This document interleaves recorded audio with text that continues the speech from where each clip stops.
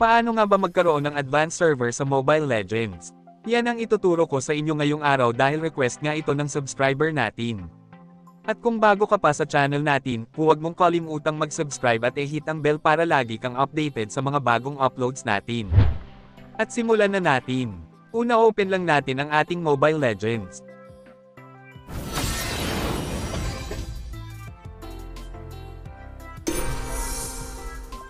Tapos punta lang tayo sa may account sa profile natin. Kung mapapansin ninyo, wala pang advanced server ang account na ito.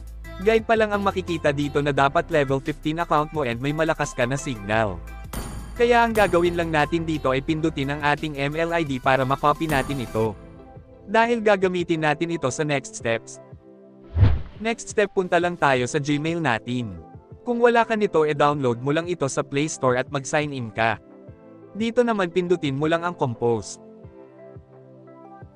Dito naman ay ilalagay ninyo ang Gmail ng Mobile Legends.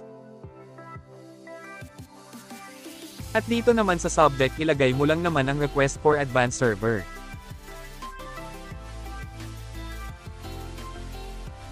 Sa box naman na ito, dito natin ilagay kung bakit gusto nyo magkaroon ng advanced server.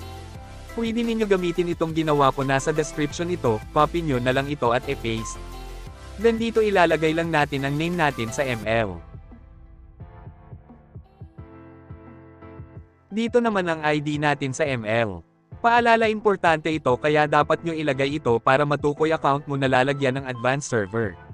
Kapag okay na, pindutin mo na itong eroplano para masend na ito.